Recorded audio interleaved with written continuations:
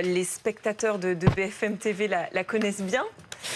Virgilia S, journaliste, présentatrice météo pour BFM TV. Allez-y, vous pouvez rentrer, on vous connaît bien parce qu'effectivement, on présentait la météo sur BFM TV, Bonjour, sur les BFM Perrine. Régions. Bonjour. Bonjour Virgilia, aujourd'hui vous racontez dans votre livre, parce qu'on ne vous a pas vu pendant plusieurs mois à l'antenne, vous vous en êtes pas caché parce que vous êtes battu contre un cancer du sein. Et vous racontez votre histoire aujourd'hui dans un livre, Ma grossesse m'a sauvé la vie. Déjà, j'aimerais juste savoir comment vous allez. Bah, écoutez, non, je vais très bien. Voilà, je vois la vie différemment. Bah, alors déjà parce que je suis devenue maman, effectivement, depuis cette épreuve. Et donc, De la elle petite Léna m'apporte Rose, votre sauveuse. Voilà, de Léna Rose, ma sauveuse, qui va très bien aussi. Donc, à partir du moment où elle va très bien, bah, moi, tout va bien. Et non, bah, je suis heureuse d'être là. Voilà, je profite de la vie encore plus qu'avant. Et la vie est belle, même si elle n'est pas toujours juste. Mhm. Voilà. Vous avez encore des traitements aujourd'hui? Oui, j'ai encore des traitements. Là, je suis sous hormonothérapie, du coup, pendant 4 ans et demi encore.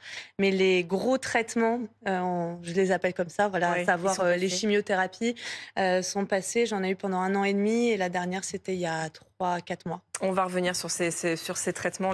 Le cancer du sein, ça se soigne bien. Vous l'avez beaucoup Mm. entendu. Il faut voir les effets qui sont très, très lourds. Vous allez nous raconter ça parce que ce livre, c'est l'histoire d'une jeune maman de 32 ans, sans problème de santé, qui n'a pas d'antécédents, voilà, qui est sur un petit nuage parce que vous allez avoir votre premier enfant. Et puis là, tout bascule. Ça bascule le jour où vous avez une visite classique chez votre gynécologue. C'est ça, exactement. J'étais à quasiment 6 mois de grossesse. Et donc, bah, vous l'avez dit, j'étais vraiment dans ma bulle paisible de femme enceinte sur mon petit nuage où on était en train de préparer l'arrivée du bébé. Et donc, un examen classique de grossesse. Et là, mon obstétricienne a ce réflexe qui m'a sauvée, clairement, de me palper, alors que beaucoup de Est-ce que toutes ne le font praticiens... pas? Et non, non, des témoignages que j'ai pu entendre, c'est que souvent... alors, on met tout, enfin, sur le dos de la grossesse. C'est-à-dire que si on va sentir un kyste, une petite boule, comme c'était mon Ouais. cas, eh ben, on va mettre ça sur le fait qu'il y a la poitrine qui se prépare avec l'allaitement. Et donc, bah, on vérifiera ça après l'accouchement. Sauf que on sait très bien aujourd'hui qu'un diagnostic précoce à nos âges peut nous sauver la vie. Et donc, heureusement qu'elle a eu ce geste où elle a senti bah, justement une boule dans ma poitrine lors du 6e mois de grossesse. Elle a vérifié en plus mes seins, en plus de Ouais. vérifier le bébé. Elle a le bon réflexe et elle va vous amener à faire une série d'examens, échographie et puis biopsie. Donc il s'écoule plusieurs jours d'attente, Ouais. d'inquiétude, jusqu'au jour où on vous confirme c'est un cancer. Et là vous dites, je me sens tomber d'un gratte-ciel, une chute interminable, inexorable. Et dans cette chute, je pense à ce bébé et au fait que je ne la verrai peut-être pas grandir. Oui, parce qu'on ne sait pas au début. C'est vrai que moi, que ce soit cancer ou cancer du sein, il n'y en avait aucun dans ma famille. Donc, c'était un monde totalement inconnu pour moi. Et donc, bon, bah, tout de suite, on nous parle de traitements très lourds, chimiothérapie notamment, donc un mot qui fait extrêmement peur. Et je ne sais pas à ce moment-là si on nous donne pas en fait de pronostic. On nous dit pas, bon, bah, vous allez guérir, vous inquiétez pas. On nous dit rien. Vous allez voir sur Internet. Et je vais voir sur C'est le internet, et réflexe. oui, forcément. Et bah là, je vois pas mal de choses, notamment bon bah que il y avait quasiment aucun risque qu'il m'arrive ça. Je crois que le chiffre c'était 350 à 700 grossesses par an. Ça correspond à 0,05%. Oui, c'est extrêmement ou- rare chez une Ouais. femme enceinte. Donc voilà. Et puis c'est surtout voilà quand on est jeune et de surcroît enceinte. On s'imagine pas du tout. Enfin, on associe le cancer à quelque chose. Bah, d'ailleurs, les mammographies, je crois que c'est à partir de 50 ans. Mais en fait, moi, j'aurais pu clairement passer sous le radar du Ouais. dépistage si j'avais pas eu ces gestes simples de palpation. Et puis après, bah, j'ai appris l'autopalpation aussi parce que c'est un geste que je ne faisais jamais. Tout simplement parce qu'on me l'avait jamais appris, en fait. Et ça, on sait que ça peut sauver vraiment une vie, d'avoir un dépistage précoce. Et d'ailleurs, votre oncologue vous dit heureusement qu'on s'en est aperçu maintenant, Mmh. parce que si on s'en était aperçu plus tard, ça aurait sans doute été trop tard. Bah, c'est justement ça, je m'en suis rendu compte, dès le départ. Parce que quand ils m'ont parlé de chimiothérapie, bah, moi, le premier réflexe, c'était de dire, «Mais non, mais c'est pas possible, je vais pas avoir de la chimio», alors que, on nous interdit plein de choses, pendant la grossesse. Et en fait, il m'a fait comprendre que, bah, si on attendait 3 mois de plus, à savoir mon accouchement, c'était prendre un risque considérable. Peut-être que je développe, je ne sais pas, des métastases ou que justement le cancer, il se propage ailleurs, étant donné que c'était un cancer très agressif. Ouais. Il y a le choc de l'annonce, vous êtes prise à temps, mais vient ensuite le traitement, la chimio. Et là, vous dites la chimio, ça fait aussi peur que le cancer. Ouais. C'est ce que je disais tout à l'heure. On entend le cancer du sein, ça se soigne bien. Oui, mais d'accord, mais enfin, il faut voir les effets secondaires que vous décrivez. Au début, ça va, mais après, vous avez des effets qui sont mais extrêmement lourds. Horrible, ouais. Et je pense effectivement que c'est une phrase qui a un peu l'art d'énerver, donc je vais me faire entre guillemets un peu la porte-parole, mais c'est vrai que la fameuse phrase « t'inquiète pas, c'est qu'un cancer du sein » ou « c'est un cancer du sein, ça se soigne bien », c'est contre-productif parce que à partir du moment où ça soigne bien, alors on va répondre « ok, alors pourquoi s'autopalper? Pourquoi faire des mammographies? Pourquoi donner pour la recherche ?» Ça se soigne si c'est pris à temps. Certes, et encore, il y a 3 cancers du sein. Ça aussi, c'est une chose que beaucoup de personnes, ils n'ont pas conscience de ça. Donc ça dépend. On n'a pas tous et toutes les mêmes protocoles. Mais c'est vrai que c'est une phrase qui se veut rassurante, mais finalement. Ça soigne bien, mais à quel prix, quoi? Effectivement, on passe par la chimio, la radiothérapie, la mastectomie, l'hormonothérapie, l'immunothérapie pour certains cancers du sein. Enfin, c'est vraiment... Moi, j'ai eu 1 an et demi quasiment de chimio.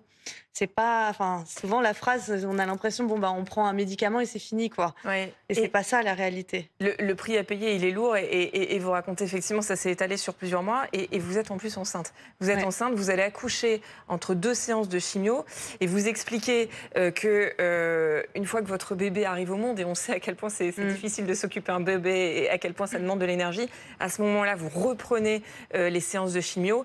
Et là, c'est le coup de massue en termes d'effets secondaires. Comment vous allez réussir à gérer à la fois l'arrivée de ce bébé et votre traitement? Les proches sont très importants. Votre compagnon notamment? Mon compagnon a été vraiment essentiel. Et c'est vrai que ça a été un peu la campagne de Ruban Rose justement cette année, de mettre en lumière et en valeur tous les accompagnants et les aidants, parce que c'est un combat qui se mène... à plusieurs en fait. On n'est pas. Moi, j'étais pas seule. Bon, déjà parce que j'étais enceinte dès le départ dans ce combat-là. Mais c'est surtout que j'ai embarqué tout le monde. En fait, on peut pas. Si j'ai un conseil à donner aux femmes, vous rendez hommage à vos sœurs de combat. D'ailleurs, vous les appelez comme ça. Oui, c'est ça, mes sœurs de combat. Et on a besoin de cette sororité. Donc déjà, je pense de partager notre expérience les unes avec les autres. Et aussi de compter sur notre famille, nos proches, parce qu'ils sont essentiels. Et moi, justement, pour répondre à votre question, heureusement que mon conjoint était là, parce qu'après mon accouchement, j'avais la fatigue, je pense, de l'accouchement, plus d'avoir un tout petit bébé et de mes traitements qui étaient très lourds. Et toute seule, j'aurais pas pu. J'arrivais même pas à me sortir du lit. J'en parle beaucoup dans le livre. J'arrivais même pas à m'occuper de moi-même. Oui. Alors, c'était impossible de s'occuper d'un tout petit bébé à ce moment-là. J'avais vraiment besoin d'autres bras. Le soutien des proches qui est indispensable, le soutien de ces fameuses sœurs de combat. Et justement, Karine, les combattantes, comme vous les appelez, elles sont nombreuses. Et c'est aussi l'importance, c'est aussi pour ça que c'est extrêmement important, cette opération d'Octobre Rose, ce mois de sensibilisation au dépistage et à la lutte contre le cancer du sein. Oui, Perrine, parce qu'il faut savoir tout de même qu'il y a 1 femme sur 8 qui va développer un cancer du sein au cours de sa vie. Ce sont les chiffres en France, c'est-à-dire plus de 61 000 nouveaux cas chaque année. En tout, en France, il y a 900 000 femmes qui sont atteintes. C'est le premier cancer, le cancer du sein, qui touche les femmes. Il est la cause, il faut le dire tout de même, de 12 000 décès par an. D'où l'importance du dépistage. Détecter tôt, et c'est un chiffre qui fait du bien, détecter tôt, le cancer du sein guérit aujourd'hui dans 9 cas sur 10.